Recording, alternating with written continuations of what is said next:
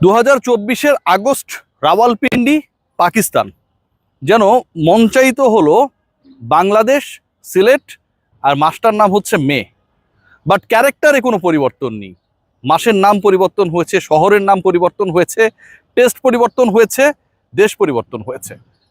Star হিসেবে লিটন কুমার দাসের নামের কোনো পরিবর্তন নেই।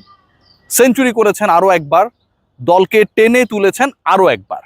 ঠিক যে জায়গাটায় বাংলাদেশের রান 178 হবে কিনা, বাংলাদেশ 200-র মোটামুটি একটা স্মার্ট টোটালে যেতে পারবে কিনা, সেই শঙ্কা যখন জেগেছিল, ঠিক তখন লিটন কুমার দাস বাংলাদেশের হয়ে তার জীবনের, তার টেস্ট ক্যারিয়ারের বেস্ট ইনিংসটা খেলে ফেললেন সিলেটে, যেমনটা করেছিলেন তিনি ওই রাওয়ালপিন্ডিতে। বাংলাদেশের বিপক্ষে রাওয়ালপিন্ডি টেস্টে প্রথম ইনিংসে ব্যাট করতে নেমে পাকিস্তানের স্কোর ছিল 274, বাংলাদেশের 26 রানের মধ্যেই 6 উইকেট নেই। এবং ওই ষষ্ঠ উইকেট হিসেবে যিনি আউট হলেন, তিনি বাংলাদেশের আবার সর্বকালের সেরা ক্রিকেটার সাকিব আল হাসান। লিটন কুমার দাস এরপরে পার্টনারশিপ গড়লেন, মহাকাব্য লিখলেন মেহেদী হাসান মিরাজের সাথে। রাওয়ালপিন্ডির দ্বিতীয় টেস্টে বাংলাদেশ জিতে গেল 6 উইকেটে। বাংলাদেশ 26 রানে 6 উইকেট হারানোর পরে 264 করলো প্রথম ইনিংসে। মিরাজ 78, লিটন 138। এই যে বাংলাদেশ একটা ব্রেক থ্রু পেল, এই যে একটা মোমেন্টাম পেল, রাওয়ালপিন্ডি টেস্টের দ্বিতীয় টেস্টে ইনফ্যাক্ট বাংলাদেশকে আর পিছে ফিরে তাকাতে হয় নাই। সিলেটের অবস্থাটাও ঠিক অনেকটা একই রকম, অথবা তার থেকে অনেক বেশি দুষ্কর, দুরূহ, চ্যালেঞ্জিং। লিটন যখন ব্যাট করতে নামলেন, বাংলাদেশের স্কোর তখন 4 উইকেটে 106। এবং এই যে স্কোরটা, সেই স্কোরটা এমন একটা সিচুয়েশনে গেল, আর 10 রান অ্যাড করার পর মেহেদী হাসান মিরাজ এবং মুশফিকুর রহিম, যারা ছিলেন লিটনের সাথে স্বল্পস্থায়ী জুটি করার জন্য, তারাও আউট হয়ে গেলেন। 116 রানে 6 উইকেট নেই যেই দলটার, সেই দল শেষ পর্যন্ত অল আউট হলো। 278-এ লিটন নবম উইকেট হিসেবে আউট হলেন এবং 126 রানের অনবদ্য একটা ইনিংস খেললেন, যেখানটায় তার strike rate almost 80। Liton Kumar Das যখন খেলেন, যখন জুটি করেন, ঠিক তখন যেন লিওনার্দো দা ভিঞ্চিতে পরিণত হন। ঠিক তখন যেন মোনালিসাকে আরো একবার নতুন করে জাগানোর জন্য লিটন কুমার দাস ওই 22 গজে আবির্ভূত হন।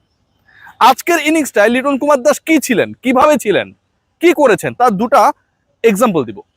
নাম্বার 1 যেটা, সেটা হচ্ছে লিটন কুমার দাসের 50। আপনারা যারা দেখেছেন, যারা খেলাটা দেখেছেন, 50-এর ওই ফিগারটা ছুতে লিটনের প্রয়োজন পড়েছিল 93 বল। 93 বলে লিটন কুমার দাসের স্কোর হয়েছিল 50। লিটন কুমার দাস যখন 100 করলেন, টেস্ট ক্যারিয়ারের ষষ্ঠ শতকের দেখা পেলেন সিলেটে, তখন লিটন কুমার দাসের ফেস্ট বলের সংখ্যা 135। 50 করতে যেই লিটন কুমার দাস খেললেন 93 বল, পরের 50 অ্যাড করতে লিটন কুমার দাস খেলেছেন মাত্র 42 বল। যে লিটন কুমার দাস প্রথম 50 করেছেন 53 স্ট্রাইক রেটে, সেই লিটন কুমার দাস পরের 50 করলেন 120 স্ট্রাইক রেটে। লিটন কুমার দাসের যে কনভার্সন, 70 রান করার পরে লিটন কুমার দাস যেভাবে অ্যাটাকিং হয়েছেন, যেভাবে শতকের চেয়েও রানের গতি বাড়ানো, বাংলাদেশের টোটালটাকে স্মার্ট করার চেষ্টা করা, ওই চেষ্টায় যেভাবে সফল হয়েছেন, যেভাবে পাকিস্তানকে পেলেই লিটন কুমার দাস যেন নতুন করে তাদের হাসপাশে ফেলেন, সেটাকে আবার নতুন করে লিখেছেন, সেই গল্পটা সিলেটের ওই 22 গজে আজকে নতুন করে লেখা হয়েছে। ষষ্ঠ টেস্ট সেঞ্চুরির তৃতীয়টা, 3 নাম্বার টেস্ট সেঞ্চুরি তার পাকিস্তানের বিপক্ষে, মানে 50% টেস্ট সেঞ্চুরি লিটন কুমার দাস করেছেন যখন তার প্রতিপক্ষ ছিল পাকিস্তান। 1 নাম্বার এক্সাম্পল গেল। 2 নাম্বার ঘটনাটা কি, এটা খুব ইন্টারেস্টিং। দেখুন, লিটন কুমার দাস আজকে অনেক পার্টনারশিপ করেছেন। তিনি করেছেন 7ম উইকেটে পার্টনারশিপ। আমি বললাম না যে এই 116 রানের মধ্যে 6টা উইকেট চলে যাবার পরে Bangladesh they were under pressure. 7ম উইকেটে তিনি পার্টনারশিপ করেছেন তাইজুলের সাথে, 8ম উইকেটে তাসকিনের সাথে, 9ম উইকেটে শরীফুলের সাথে। লেটস ডিসকাস যে আসলে এই 3 জন ব্যাটারের সাথে লিটন কুমার দাসের জুটিটা কেমন ছিল। লিটন কুমার দাস, প্রথমত এই যে নামগুলো বললাম, তাইজুল, শরীফুল কিংবা তাসকিন, প্রত্যেকেই টেলেন্ডার। আপনি এদের উপর